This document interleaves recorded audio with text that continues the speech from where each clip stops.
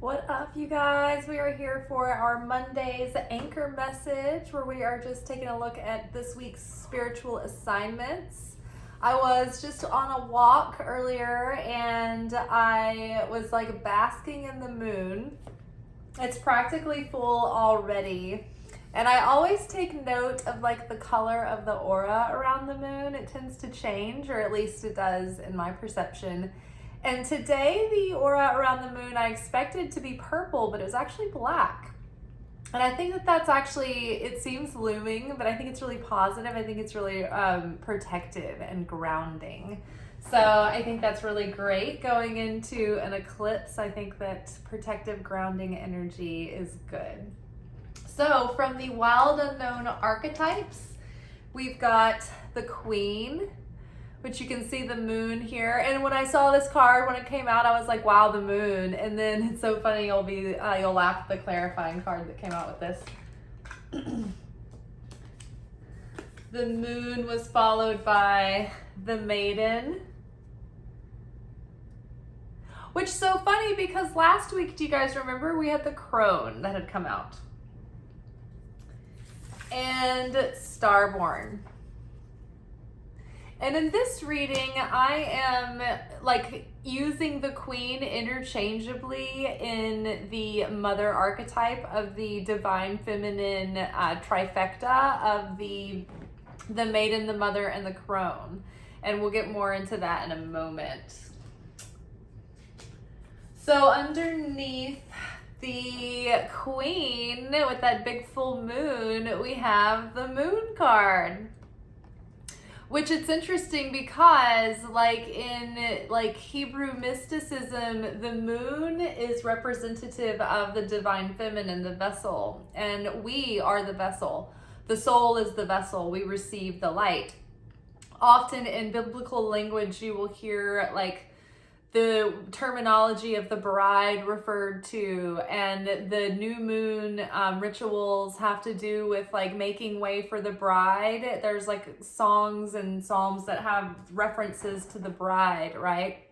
And so it's because the moon receives the light from the sun and reflects that back to the sun. And the moon has no light of her own, but she reflects back what she is revealing.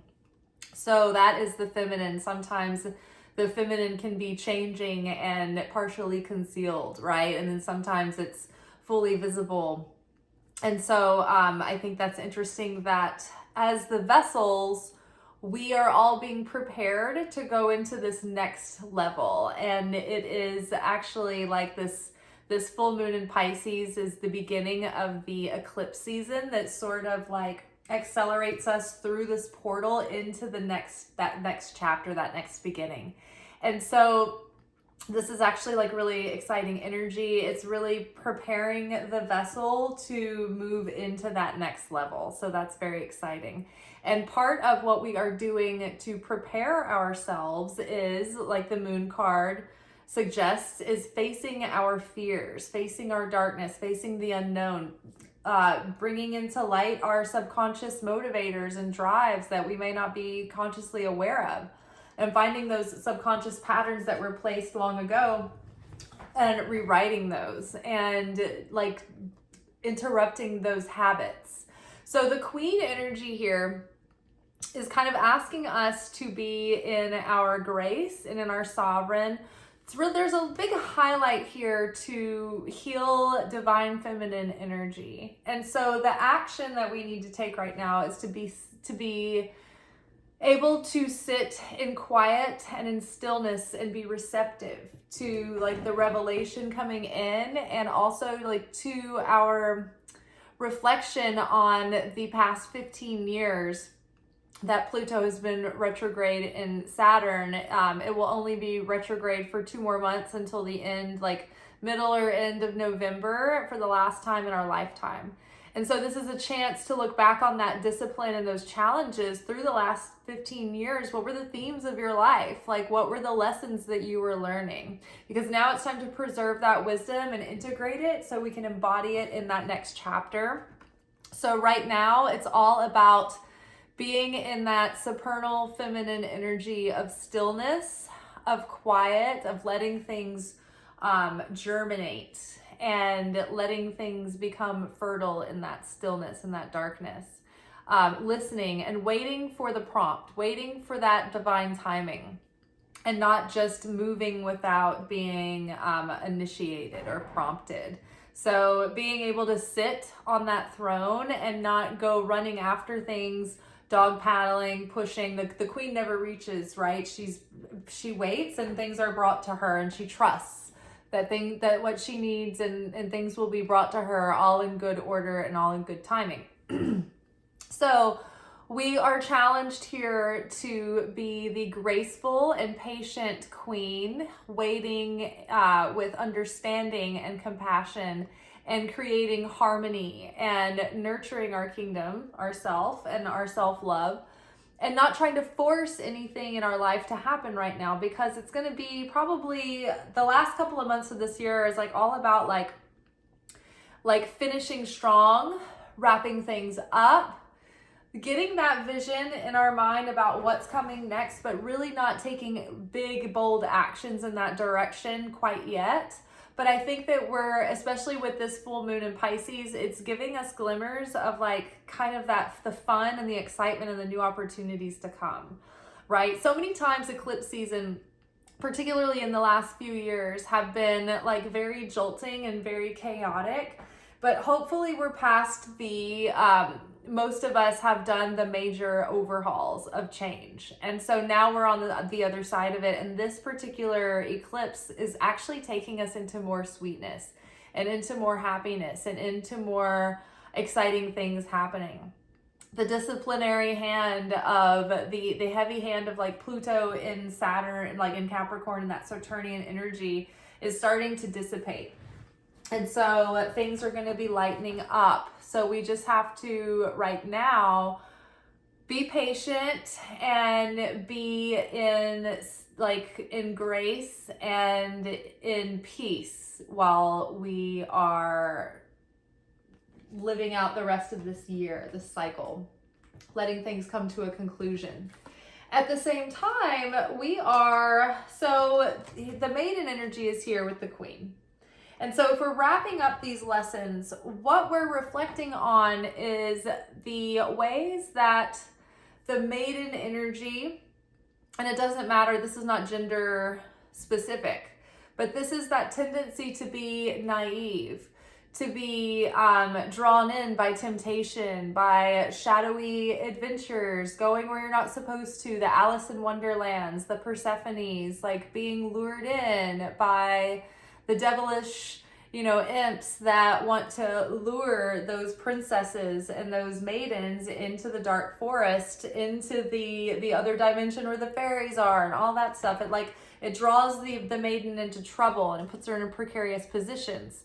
However, there's also this thing about the maiden energy that's also naive and unjaded and full of sweetness and love and vulnerability and innocence and purity and excitement.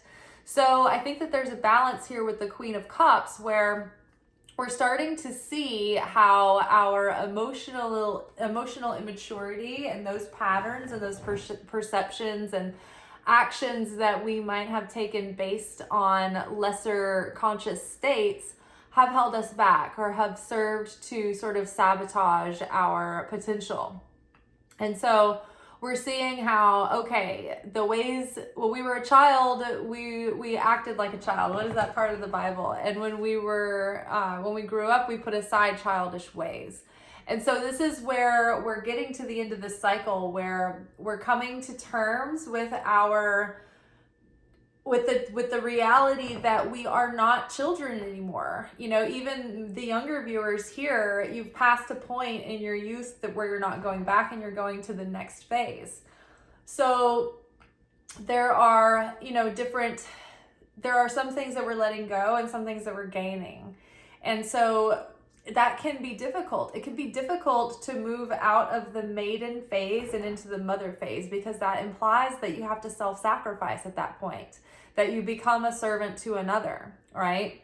If you go from single to being not single, You know, that's a phase that you move out of. If you get married, then you're not a single solo person anymore. You become like part of a unit, you know? So you're sacrificing your individuality. And if you say you start a business that gets successful, and you start a company that gets successful, that part of you that could just blow off your responsibilities and be free and free of, you know, worry and free of people relying on you, that part of you is gone, right? So the part of us that's afraid to grow up, the part of us that's afraid of that success that brings responsibility and threatens our wild, untamed, feral selves, right? We want to keep that part of ourselves. I think we can have a balance of it. So now it's like we have the emotional maturity to make choices and decisions that aren't based on impulsive, emotional behavior. You know, we're not making our decisions based on our feelings. We're making our decisions based on what we know is good for us in the long run and what will bring us the ultimate value and long-term fulfillment. And so I think one of the, like a couple of the myths that have highlighted this idea. So circling back for a couple of seconds, the mother wound is coming up to be healed here. And so this week, though, the facet that we're looking at it from, the angle that we're looking at it from, is not necessarily like the relationship that we had with our mother or that we experienced with our mother, but more like our reluctance to go into that phase of our archetypal development. We are reluctant to leave behind the youthful maiden phase and go into that full into that womanhood or that adulthood, that mother phase, that queen phase. So many times, like, we self-sabotage, not because of fear of failure, but fear of success. Like we were talking about, it's like it requires maturity, it requires sacrifice, it requires responsibility, even to be successful. So I think that we are learning now to kind of find a balance between having this innocence and purity and wide-eyed excitement and belief that things are possible, but also not being delusional about what the reality is required to make that happen, right? We're not walking around in a dream world. We're not walking around like talking a bunch of, you know, big ideas, but not following through. Like, we're leaving behind all of those childish ways, all of those emotionally immature ways, all of the ways that we've sabotaged ourselves. And we're seeing more clearly and intuitively that those subconscious mechanisms, wounds, and triggers that caused us to behave in these ways, right? Some of this could be due to like lingering post-traumatic stress syndrome from childhood, and you might become like a person who goes into these, like when you get overwhelmed or your nervous system gets dysregulated, you might go into freeze, and you might then go into those childish, immature behaviors where you can't be productive and you're like avoiding like your tasks. And so it's not all your fault. Some of it is your nervous system, but whatever it is, we're learning how to come at it from different angles and do the emotional healing, do the consciousness healing, do the thought healing, do the nervous system healing. Like, we're coming at it from all these different angles so that we're not just unconsciously driven by these default robotic patterns anymore. We want to break these patterns so that the new cycle is something that is sovereign and authentic and aligning with our higher path. And so this challenge, this season of, you know, all of these things, these challenges, because we've got 5 of Swords here with Starborn. The Starborn is, I feel like this is talking about our tikkun healing, our tikkun correction, which our tikkun is like, you can look at your natal chart and basically read out your tikkun. And your tikkun is like, this is a Hebrew term for basically like your karma. It's like all of your assignments in this life, your challenges, things that you have to work on, things that you have shadow and like difficulty around. What are your talents? Are you developing those? Have you come to terms with it? Your relationship with your parents, like, there are different themes for each person in different lifetimes, But we all have tikkun, and we come here to work out that tikkun and to heal that tikkun and to elevate our soul above those shortcomings. But those are where all the soul contracts are, and all of like the where you live and who your bully is and who your parents are and all those things that are going to be the things that put the triggers there. That's the tikkun. So it's like your destiny. It's like the outline of your life without all the details of your free will decisions. So some things in life, they're unavoidable. Like we're always meant to go through these scenarios, right? But it's like how we navigate them that makes the difference in where we are falling on the scales of light and dark. And are we like pushing it out? Like, are we alchemizing our darkness and putting it on the light, the positive side of the scale? Or are we becoming reactive and taking action that has negative consequences, leading, more to land on the negative side of the scale?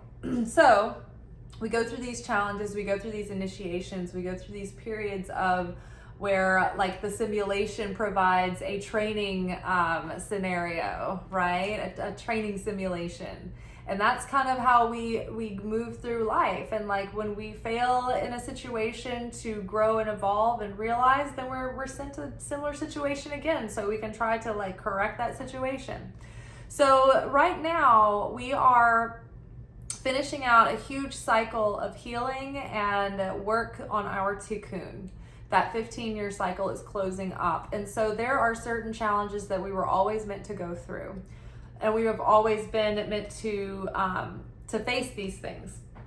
And right now they are serving to show us, this is 5 of Swords. This is where like this energy of win at all costs, like it doesn't matter who gets hurt in the process as long as I'm right kind of thing. Like no matter what it has to be, I have to be victorious. This can too be like our inner conflicts, our inner conflicting desires, our conflicting beliefs that have held us back from our destiny. So right now, I would say don't do anything, like be in alignment with the actions that you take, because right now is the month of Elul. It's the month of Teshuvah. This is the 40 days that lead up to Rosh Hashanah, the spiritual new year.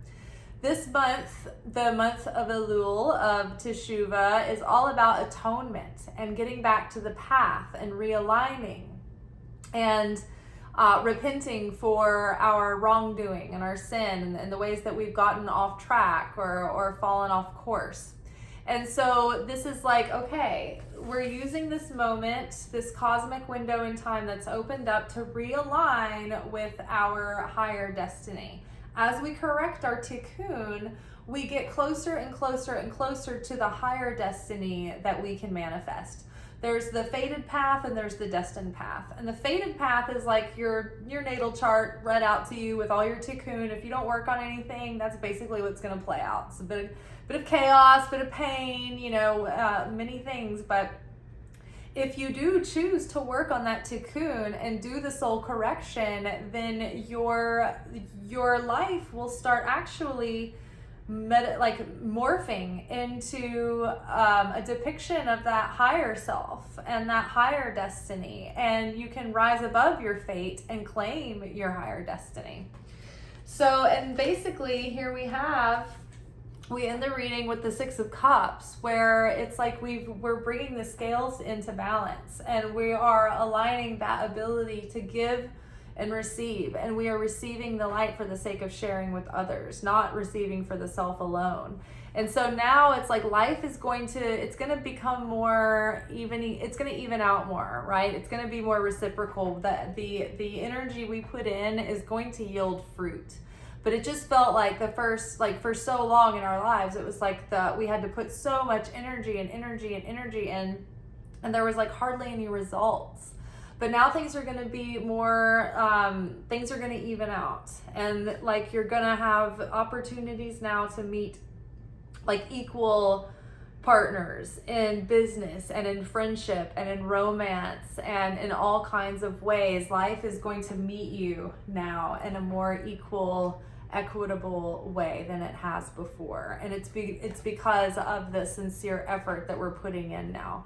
The effort that we make in the month of Elul to really change and transform from a place of real integrity and authenticity, and like we put in the effort, that actually yields more blessings in the year to come, because it prepares the vessel to be able to be more in affinity with the light, so that when that window of energy is open during Rosh Hashanah, we can connect with it and download all of that that blessed source energy that's just available. And then it starts to integrate into our system and our grid work, and the grid work and the structure starts getting laid out over Yom Kippur and Sukkot. So get ready, think about things, keep reflecting over the next month, over the next 2 months, about what the last 15 years have taught you, how far you've come, the person that you used to be versus who you are now, how you would react to things now versus how you would react to things then. So, and then allow, like, life might show you things that give you clarity on, wow, had this happened before, I would have reacted like this. I can see my growth now. I can see how far I've come by this situation. So don't turn away from anything this week. Really look very closely at what the light is being shined upon. All right, you guys. Well, I am going to go ahead and film our full moon in Pisces workshop. So stay tuned for that. It'll probably upload overnight and hopefully drop in the morning. Maybe late tonight, who knows? Keep an eye out. Turn notifications on, and then you will get a little notification when any video is uploaded. All right, ciao.